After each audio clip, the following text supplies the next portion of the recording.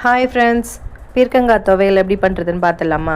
பீர்க்கங்காய் துவையலுக்கு அதோட தோலை எடுத்து நாரெல்லாம் எடுத்துகிட்டு பொடி பொடியாக கட் பண்ணி வச்சுக்கோங்க. கையால் புட்டாலே நல்லாவே வரும்.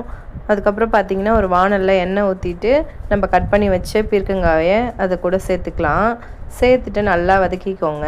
நான் பெரும்பாலும் தோலில் மட்டும்தான் பண்ணுவேன் துவையல், அதுதான் டேஸ்ட்டாக இருக்கும். காயோடு சேர்த்து பண்ணும் ஒரு நாள் இருந்தாலே மறுநாள் நீர் விட்டு போன மாதிரி ஆகிடும். அதனால நான் தோல் மட்டும்தான் பண்ணுவேன். அதுக்கப்புறம் பார்த்திங்கன்னா ஒரு 2 ஸ்பூன் போல் கடலைப்பருப்பு, ஒரு 4 வரமிளகாய் சேர்த்து நல்லா வறுத்து எடுத்துக்கிட்டேன். அதுக்கப்புறம் பார்த்திங்கன்னா மிக்சியில் கொரப்பாக அரைச்சி வச்சுருக்கேன் தேங்காவை. 2 ஸ்பூன் போல் எண்ணெய் சேர்த்து அதையும் நல்லா வறுத்து எடுத்துக்கோங்க. ஒரு அரை ஸ்பூன் போல் சீரகம் மிளகு சேர்த்து அதையும் நல்லா வறுத்துக்கோங்க.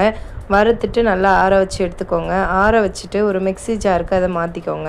தேவையான அளவு புளி தண்ணி சேர்த்துக்கலாம். தண்ணிக்கு பதில் நான் புளியை கரைச்சி வச்சுருக்கேன், அதையே நான் சேர்த்துக்கிட்டேன். தேவையான அளவுக்கு உப்பு சேர்த்துக்கோங்க. சேர்த்துட்டு நல்லா ஒரு கொரப்பாக அரைச்சி எடுத்துக்கலாம். ரொம்ப பேஸ்ட்டாக அரைச்சா நல்லா இருக்காது, அதனால் கொரப்பாக அரைச்சி எடுத்துக்கோங்க. அரைச்சிட்டு ஒரு வானலில் தேவையான அளவு எண்ணெய் ஊற்றிட்டு எண்ணெய் காஞ்சதும் கடுகு, கருவேப்பிலை, பெருங்காயம் இதெல்லாம் சேர்த்துட்டு நம்ம அரைச்சி வச்ச பேஸ்ட்டை அது கூட சேர்த்துடலாம். சேர்த்துட்டு நல்லா வதக்கி எடுத்துக்கோங்க.